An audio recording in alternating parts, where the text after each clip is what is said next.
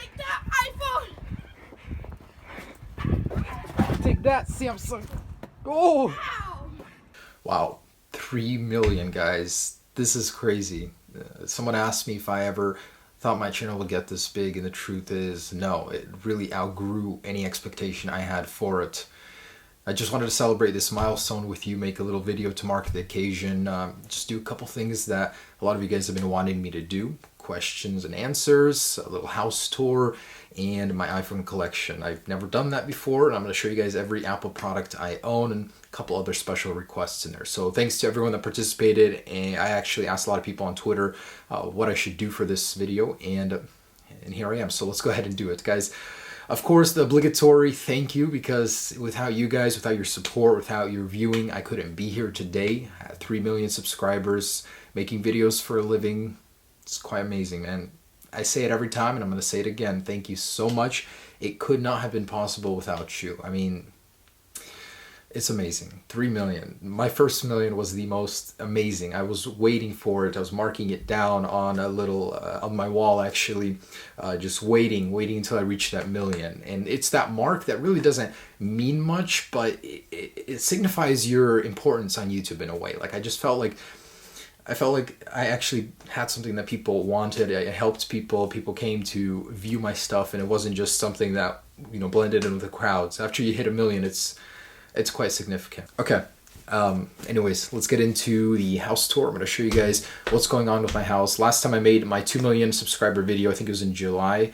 I told you guys I was planning to build a house. I bought a piece of land, and what's going on with it right now is I learned a lot. I actually learned so much about building houses and stuff, because it's not as simple and straightforward as you would think. To build a house, you need to go through a ton of permits. You have to make sure all the water lines, the sewage, the electrical, everything's connected. If there are some issues with it because of the people that's installed those water mains and everything, which I did, it's like a month or 2 month delay just because of the water, bringing the water to the land. But we did do a little walkthrough inside of the land, so yeah, I'm going to share that with you right now. Alright, so pulling up. It's always an exciting feeling to come here, because every time you see some more progress. And there she is. So they did work today. Not the progress I wanted to see at this point. I thought we'd be like pretty much moving in at the end of this month, but you know, we're almost there. It's like 45-50% done. Of course, gotta have that big garage. This is I'd say 6 cars, but 5 comfortably. So this is where we're gonna be filming. So I wanted to have a lot of room to do that. Probably put like a little tool area back here to do little projects, but we're gonna be about 10-11 feet ceilings here, so we can do our drop tests from 10 feet here. Yeah, this is what I'm most proud of in the house.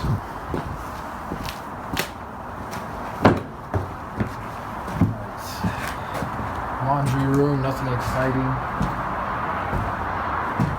But coming in here, this is the office. 2 doors will swing open.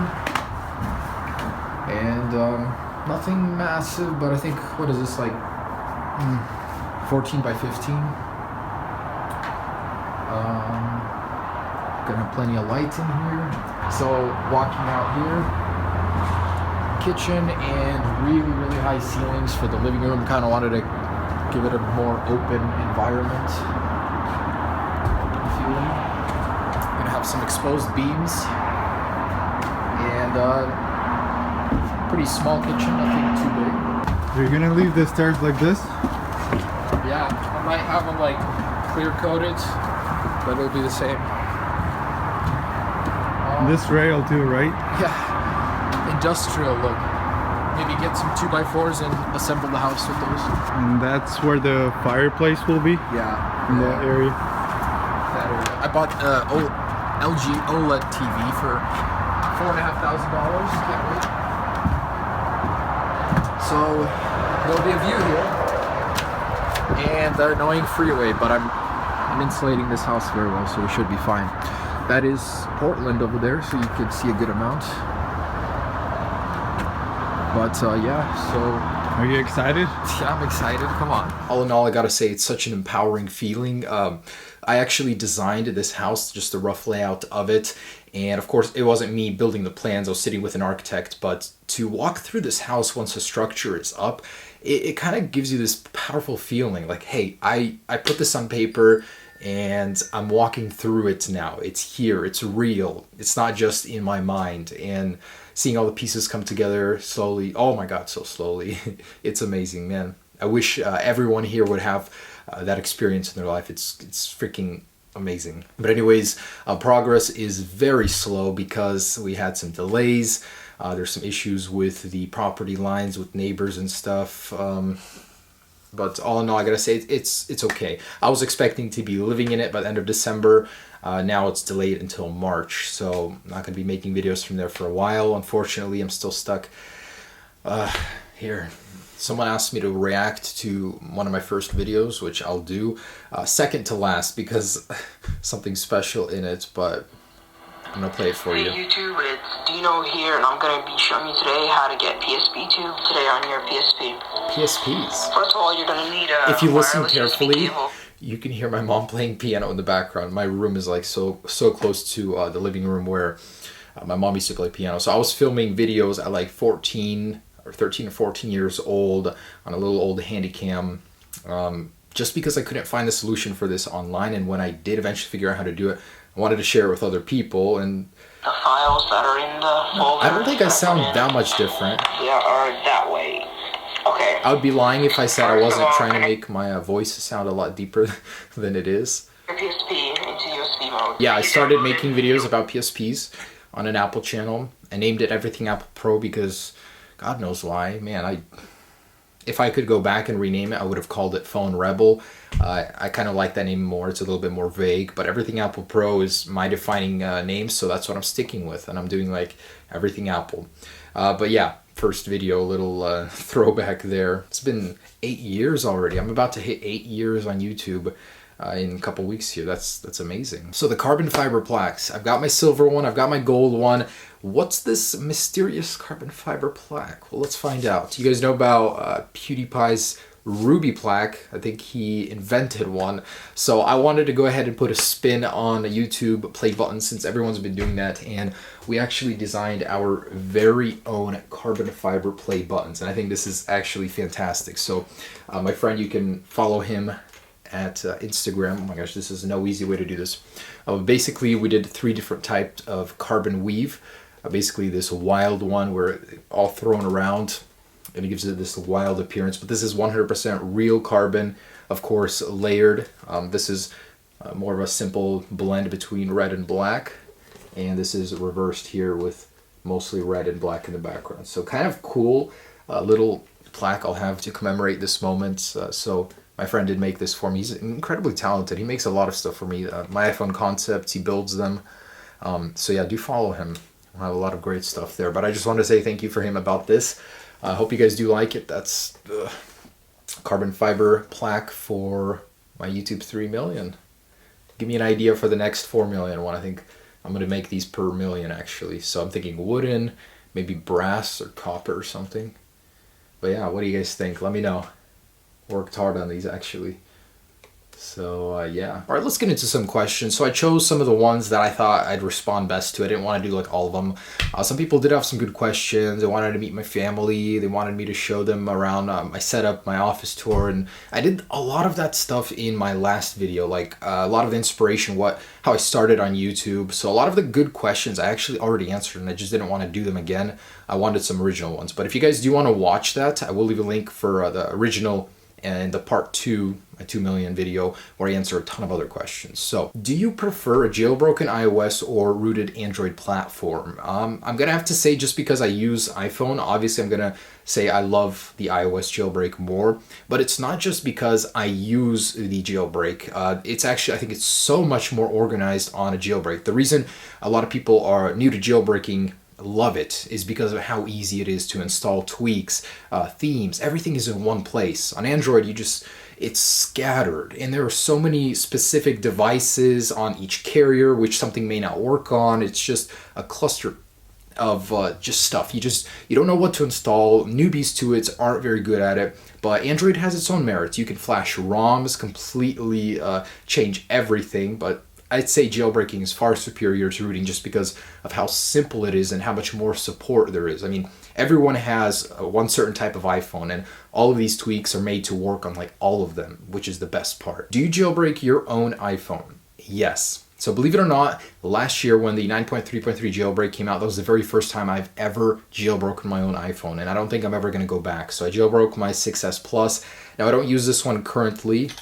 I do have the 7 Plus, but it is on 10.1.1. So as soon as a stable jailbreak is out, I'm going to jailbreak it, get a dark mode, and literally have a phone that's unique to everyone. The reason I love jailbreaking so much is it allows me to do a lot of cool stuff, but beyond that, it makes my phone unique. And, you know, it's such a angsty teenager thing to say, but I don't like blending in with the crowd. I like to stand out in some way because, you know, it's life. I mean, why live life being the same as everyone else? Be at least a little bit different in some ways, in some cool ways. So I can reflect that a little bit in my iPhone. I've got the glowing Apple logo. I've got jet black, and I'm going to jailbreak it with that black dark mode, so everything will blend really nice. It's going to be my ultimate iPhone setup, but I say that all the time so you guys know that. So yeah, I do jailbreak my personal iPhone. What was your first jailbreak? My first jailbreak was not performed by me. It was on iOS 1.1.1, 1.1.2, and 1.1.3 on the original iPod Touch. So I didn't even know what the heck a jailbreak was. I didn't know how to do it. I just saw my friend had a Labyrinth kind of game on his iPod Touch back in iOS 1 when the App Store didn't exist. Games weren't officially supposed to exist for the iPod, and yet my friend had them on his. I was like, how? Do it for mine, please. I gave it to him. He would charge me like $10 to jailbreak because back in the day it was like Xiphone. The tools were very, very unreliable. The jailbreak would crash all the time. It was a pain in the butt. So, you know, that was my earliest jailbreak. Not very good memories with that. Like, I just don't know why, but every 3 days, my phone would start crashing every 3 days or so, and you'd have to restore it, redo it, and it was just unlike any jailbreak that's out today. They're so far superior than the older ones. What features do you want for the next iPhone? Believe it or not, there's not much that I want that I don't already have on these 7 and 7 Plus. I think these phones are fantastic. Apple did a great job with them. And there's only a few things. So 4K at 60 frames per second video recording. For them to fix the shutter issue, that would be very, very nice. I would like an IP68 water resistance rating. I think the current one right now is pretty good, but we should bump it up to something a lot higher and more resistant. Make it swim proof so you can actually take it into the water, into the river with you. I think that'd be a nice little bump there. And just two other things. So the organic LED display like on Samsung's, and I think that's already coming, and a full white color, ceramic white, so to say. I actually have renders of what it would look like. I think it would look really, really great with the iPhone 8 combo. Let me know what you think down below as far as the iPhone 8, what color you'd want it to come in. When I saw it, I'm like, I have to do it. I never talk about this stuff because it's so not relevant to my channel, but I got actually a few of these. So Chris, show us your car and tell us what cars you're planning to get in the future. And another guy said, what cars have you had and what happened to the R8? So I think this will be a perfect opportunity to tell you guys. I am the biggest Audi fan. Like, my friend got me into it. We were sitting in school and I was bidding on a car at auction. And it's not even because I liked it at all. It was just a good deal. And he convinced me to buy this other Audi. It was an Audi wagon, and that started my journey. So I was coming from a Volkswagen Golf. When I sat in that Audi, when I eventually got it and fixed it up, it was like a cockpit of an airplane. There were so many buttons, so many LEDs. It was so luxurious, leather. It was so unlike any other older car I've had. So I was like instantly hooked. I'm like, I am sticking with Audi. I love it. And the newer cars only got better, I think. So I'm totally an Audi fan. I'll walk you through my history there. The first Audi A4 wagon I had, I put it into a ditch, unfortunately. Wasn't a very experienced driver on snow, that's for sure. So from there, I did upgrade to a 2011 Audi A4 in manual. Man, when I got that car, and it was, half of it was from YouTube earnings at the time. You guys have no idea. I felt like the luckiest kid in the world. We drove it back from Bellevue in Washington, and my dad was driving with me behind me, and I just felt like I was on air. Like this car, I was just touching everything inside. I'm like, oh my god, I can't believe I purchased this with my very own money. When you make that big purchase in your life and you know nobody helped you, you earned that money. It's just such a powerful feeling. You know, most people get handouts from their parents. I've never had that for like any cars that I've had, so I love this car. Eventually I did sell it, but I did get an Audi A4 Ultra Sport. It's a V6. I've always loved these things. These are fantastic cars with a 3-liter engine, and this one also in manual. Great car. Then I picked up the 2009 A4 in 3.2, and this one my dad still has. I sold it to my dad. It's a Tiptronic automatic. Then came my 2012 Audi R8 V10. This is Philip's new R8. It is the V10, not the V8, for those of you who don't know Audi.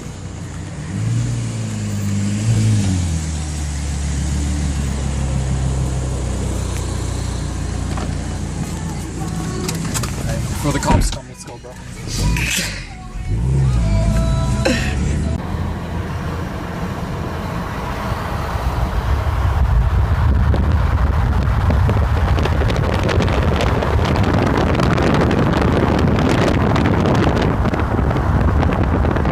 So this car came from an insurance auction. It was a salvage title, which I will never, ever, ever do again. It was like the stupidest choice of my life. I spent more money fixing it and getting it on the road than if I just went to the dealer and bought a used one. That's what you get for trying to make dreams happen when you can't afford them yet. But anyways, I did get that car. I did a lot of upgrades. I put the new facelift taillights on with Euro sweeping lights. It was amazing. A lot of good memories with that car. Why did I sell it? The answer to that question, because I had to fund my house. I had to put money into it to go ahead and get it built. At the time, I didn't think I would be building such a nice big house. So eventually the budget stretched, but I made it happen and everything worked out because I sold the car at the time. I kind of regret it. I sold it too cheap. I was just in a hurry. So if I could, I would have kept it. Fantastic car. So many good memories. You just feel like a celebrity on a car like that, I'm telling you. And then to get some of that experience back, I bought my current 2014 A4 in manual, of course. I'm a manual guy. I will never not own a manual car in my life. I love them. I put a flat bottom steering wheel in. It's got the sport seats. Not very fast, but it gets the job done, I guess. So going to my main points, I have a 2017 Audi R8 on order from the dealer. So FaZe, you aren't the only YouTuber with one of those soon, very soon. So I'll be sharing some of that experience with you guys. You have no idea how giddy and excited I am to get there. A lot of great changes coming this year. But yeah, so Audi guy through and through, and I will always be buying new Audis unless someone convinces me otherwise. I don't like Mercedes look that much. I don't like BMW interiors. Audi has the best of both worlds, I think, and the Quattro. We get some snow around here sometimes. It's actually snowing outside as I make this video. Okay, moving on. How many countries have I traveled to? That's a good question. I love traveling. It's been 3 consecutive years that I've been going to Europe to travel for already, and it's a lot. How do I say this? It's like a self-discovery in a way, going to another country, putting yourself into a situation you wouldn't be on a day-to-day. So you get thrust into a lot of interesting situations. I love it. Mostly Europe because I'm familiar with it. I'm from there, and I speak Russian. So Russian, the dialect is very similar. You can kind of read the words, the language. So I've been around actually Europe a good amount. So I might even go later this year. But my favorite country was Hungary, Budapest. I to this day, I still think about my experience. There was so much cool things there. We went caving underneath the city, the Sparty in the city. It's just the architecture, the life in that city was amazing. I loved Prague too. We went to Italy and France just last year in the summer with some of my friends. Had a good time too. Monaco even, that was interesting. Felt so poor. But yeah, I've been around to a few countries and I recommend it to anyone. Europe is amazing. Getting into more YouTube stuff now, will you be buying the Lumix GH5? Oh buddy, I have it on pre-order as well as the new lens, so spent like $3,000 just on that, but it'll bring 4K 60 frames a second video to my channel. yes, I will spend any money to get that back, because I used to do 1080 at 60, converted to 4K, loved it a little bit more, so stuck with it. And now to get back to 4K at 60 will be amazing. Has Apple ever contacted you for promotions of any sort? If not, do you think they watch your videos for feedback? I've not been contacted by Apple for promotional purposes, only to figure out some issues, iron them out. No promotions. Apple is very, very peculiar about that. They don't just do press review. They don't hand out things to everyone. You have to be really, really big and influential for that to happen. I don't think I'm there yet. Who knows, maybe in the future that'll change. I'm not counting on it. But do you think that they watch your videos for feedback? Yes. Yes, they do. Not all, but some of the bigger ones that get mostly bugs, like the video crash, like bypasses.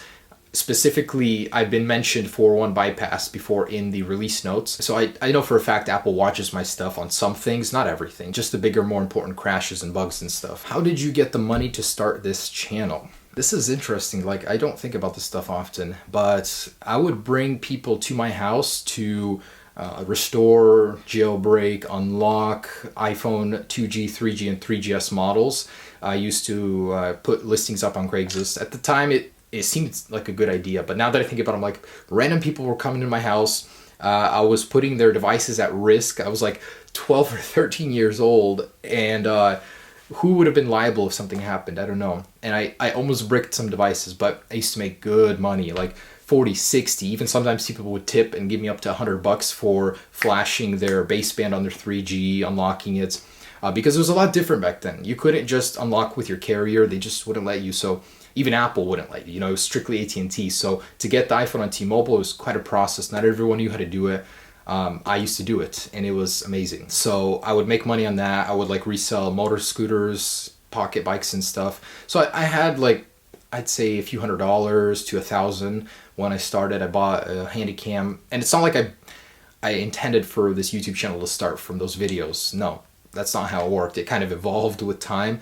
But I just bought a video camera for like $300 to $400, I think, in there, and started posting some stuff, waited, posted more, and it grew to this. I don't even know. Like, it's been such a long time, but it doesn't take that much money. Literally, everyone has a phone nowadays. You have a camera. It's not so much about making videos. It's about making unique videos, videos that not everyone is doing, and just to stand out in a way, have a little niche. Mine was Apple products and PSPs at the time. And I saved the best for last. So what are some goals or ambitions you have for the future? I have a lot in mind, even just for this year. And I'm not talking long term. I try not to focus too much on, like 5-10 years down the road. I'm thinking about what I can do now to make it better and kind of move with the flow, what happens, react to it. So just this year, I'm investing in a really big and powerful computer. We're going to be designing more renders. So my goal is kind of to, like, as soon as some news happens, there's a rumor, to be able to reproduce it in a model, to give you guys a better visual idea of what's going on, what's rumored. We just built the iPhone concept using 3D modeling, and it was quite amazing. I mean, a lot of you guys liked it, and it's nice to put your own ideas into a visual project. So to do more 3D modeling, more concepts for you guys, build them ourselves. I'm working with Bro King, so that's one of them. I want to do more vlog style videos, kind of like just go out, have an adventure, post that kind of stuff. I know a lot of people have been asking me to do a vlog channel, and I think I will start doing a little bit more vlog related stuff, just not convert to a vlog channel. I don't want to do that, but just throw more of my life into my videos so you guys have more context with me. And that's when I move into my place. There's just not much room to film here. That's all. That's why I haven't been doing it before. I want to start recording at 4K 60 frames per second, and of course improve the quality of my videos, a lot of the lighting, the audio, and I'm going to be working on that this year. I also want to expand a little bit, so stick with Apple, but also branch out a little bit, to do a little bit more tech, even some Android stuff here and there, but at the soul of it, the core is Apple, of course, and that's how I started it, that's how I'll keep doing it, just expand a little, that's all. I know you guys will be cool with it because it's not going to be intrusive at all, just little videos here and there. But yeah, that is pretty much it for the Q&A. Very last thing, and apologize for the length of this video. It's not all the time I make videos like these, but let's show you my entire iPhone collection, what I've got. All right, so I will start with the more precious items, of course, about items that are more dear to me. And a sealed iPhone 2G. So this is the one with the App Store. It's a little newer. Those without the App Store sell for $10K minimum. So at least I got one sealed. I'm still to perform an X-ray on this to make sure it's actually there. Sealed iPhone 3G, sealed iPhone 3GS, a sealed original iPod, or iPad, I mean, just to have a collection of them. And I have a firmware vault for a bunch of devices on different firmwares that I'm kind of keeping around because who knows. So these are very prized to me. iOS 6.1 on a 4S, 8.4.1. Let's see, iOS 5.1. Man, this was not easy to find, I will tell you that. 5 on 7.1.2. iPhone 4S on 7.1.2. And iPhone 4 on iOS 4, like its first firmware that it shipped with. This is so incredibly rare, you guys have no idea. And iPhone 5 on iOS 6.0.1. Almost the first firmware that it shipped with. iPhone 5S on 8.0, 5S on iOS 9.3.5, iPhone 5, 7. So I do have to label them. I have so many. I gotta keep track of them somehow. iPhone 5 on 8.2, iOS 9.3.5, 6 on 8.3. These are my jailbroken iPhones. So 6S 9.3.3, 6S Plus, I mean, both on those. 9.3.3 jailbreak, 9.3.3. I still have a 9.0.2 jailbroken one too. Those are the 6S and 6S Plus models. All iPhone 6S models in here that I used, like, just, I don't even know, for random stuff. My iPhone 7 Plus models, including my personal one, I'll set it right here. My iPhone 7 models here.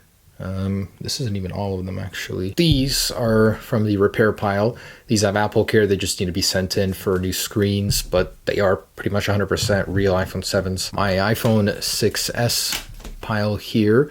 So these are just a few of the working ones.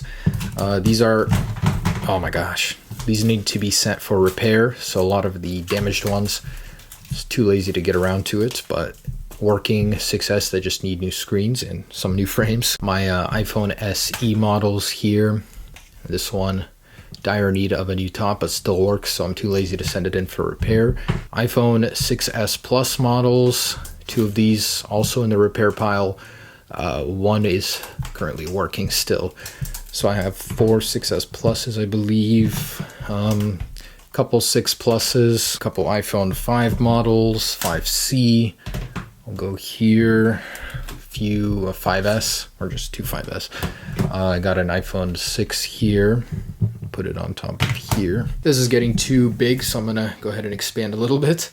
Okay, so some older iPhone models, got a few 3Gs, 4s, place here. So some iPhone 2Gs, 2G, more 3G, 3GS models.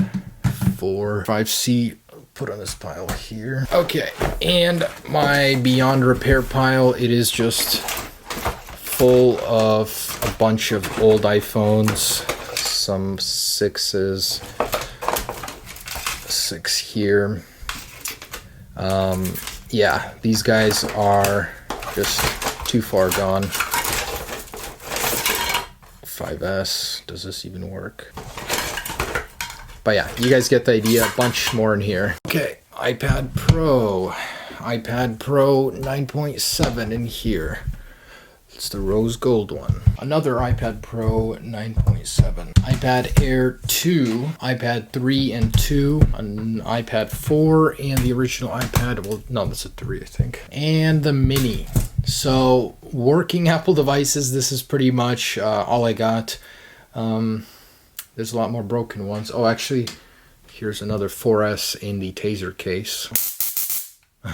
Alright, so there it is. That concludes my iPhone collection. Sorry it took so long. There's just too much to pull out. And almost forgot the iPod Touches. And I still got more Apple Watches. Of course, on my Apple computers.